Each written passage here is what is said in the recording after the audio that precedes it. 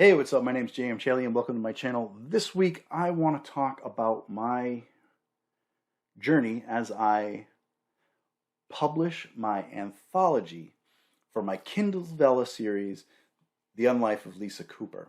So, if you follow my channel, you know I have a Kindle Vella series called The Unlife of Lisa Cooper, which is complete. I also have a Kindle Vella series called The Vampires of 1863, which is a prequel series to that, which is ongoing as of this video here in June of 2023. But the completed Kindle Vella series for The Unlife of Lisa Cooper is 40 episodes, and it has been completed for over 30 days, which means I can compile that story in another format and do whatever I want with it. And what I want to do is what a lot of Kindle Vella authors are doing, which is put it all into a book and sell it in paper format and ebook, right?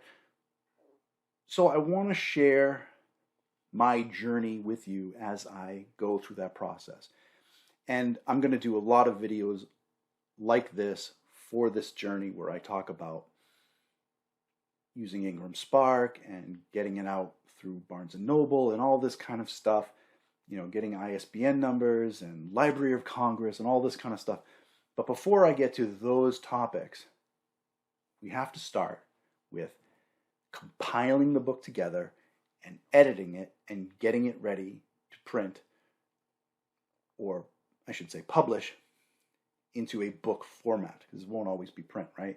I'm doing an ebook too. So I wanted to share the process with you because it's not just me copy and pasting everything into a manuscript and shipping it off to Ingram Spark and done. There's a little bit more to it that I'm doing. Now I want to keep it basically unabridged. I want to keep the integrity of the series as it was. But, you know, being that this was Kindle Vella and I published these episodes on a schedule, I didn't, and I tried very, very hard to hone these drafts and episodes into the best that they could possibly be. My wife was a proofreader for me. I didn't have the budget to hire a professional proofreader for every single episode, every single week it was released, right? So I kind of did what most Kindle Vella authors do, which is just do it all myself, right? But with that said, I wanted to take a second look at all the episodes and make sure there wasn't anything I needed to fix in terms of grammar, spelling, better word choices, and things like that. And oh my God, I found lots of spelling and grammar errors. I thought I got them all. No. Again, this is me under a time constraint, not using professionals, right? You guys, if you're doing Kindle Vella, you know what I'm talking about. Things get missed. You find stuff later. And yeah, I found more stuff. So I read through the entire manuscript, 40 episodes. Then I had my wife do the same thing. I found a bunch of stuff. She found a bunch of stuff, and we corrected. Now, 90% of the stuff I corrected were grammar and spelling errors, which is fine. In some cases, I found stronger verb or adjective choices that I could use for better prose. I debated whether or not I wanted to do that or not, but ultimately,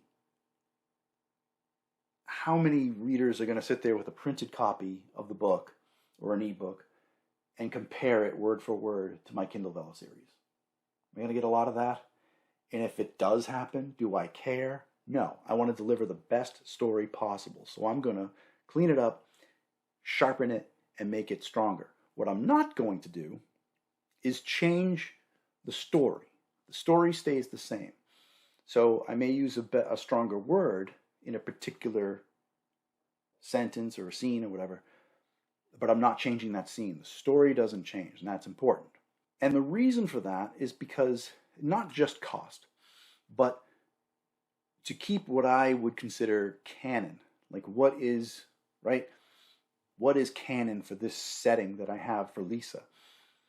The Unlife of Lisa Cooper is a 40 episode series that will have a sequel to it. There's a prequel out there, The Vampires of 1863, and there are 2 short stories out there published right now.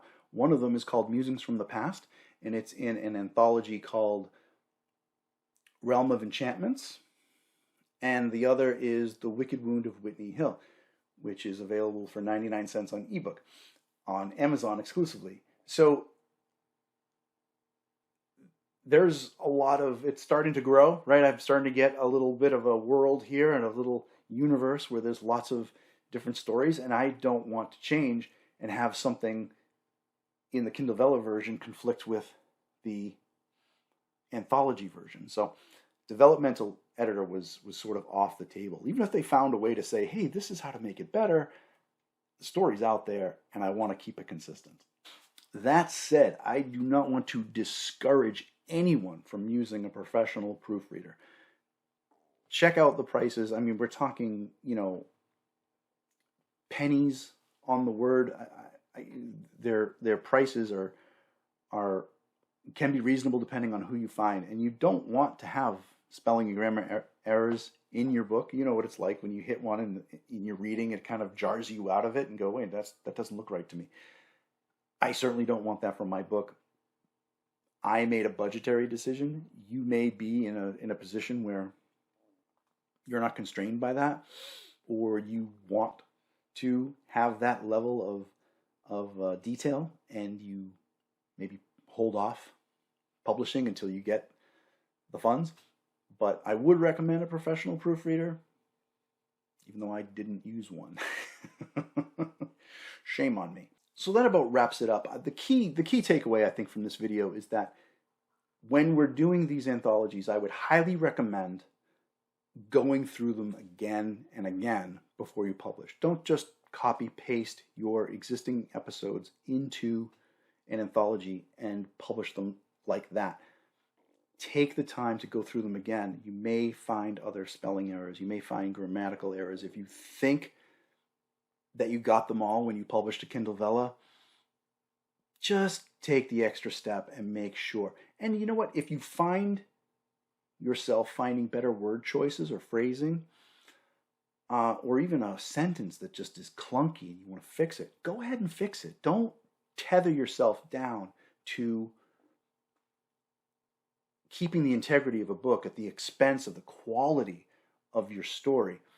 Because at the end of the day, your published version on ebook and print is going to attract a different audience than you have on Kindle Vella. Yeah, there'll be some overlap, yes, but you have a potential slew of new readership out there that aren't interested in Kindle Vella. They'll never get into Kindle Vella, but they may be interested in your story. So you want to deliver the best story that you can, the best quality of story that you can. So don't hesitate to, change all those things that you can change. And, if you don't have a problem with canon and you want to change the actual story and say, ooh, let's change this around and that around, knock yourself out. Don't limit yourself to anything that you care to do or want to do. The biggest takeaway is don't just copy, paste, publish, right? Take the time and treat this almost like a new work and make it the best that it possibly can be, because you're going to find new readers who have never read your Kindle Vella series, and they're going to read this thing with fresh eyes, and you want them to love it. If you like this video, please like, and as always, please subscribe. I try to post most Thursdays, and you can follow me on social media. I'm on Facebook, Twitter, Instagram, and TikTok. And you can check me out on jmchaley.com. Lots of stuff out there for my Kindle Vella series, The Unlife of Lisa Cooper and The Vampires of 1863. Also, The Wicked Wound of Whitney Hill, my short story.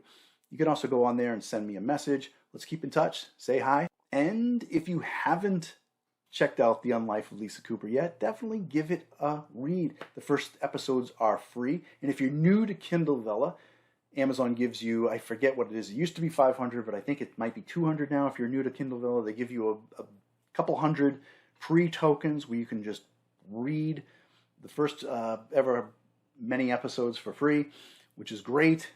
Check it out. I'd love for you to read it and check it out, and I hope you enjoy it.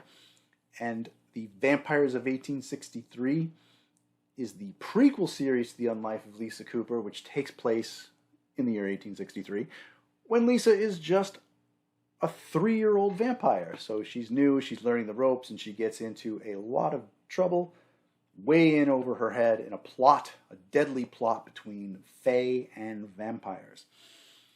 So check that out. Thank you for watching, and I'll see you next time.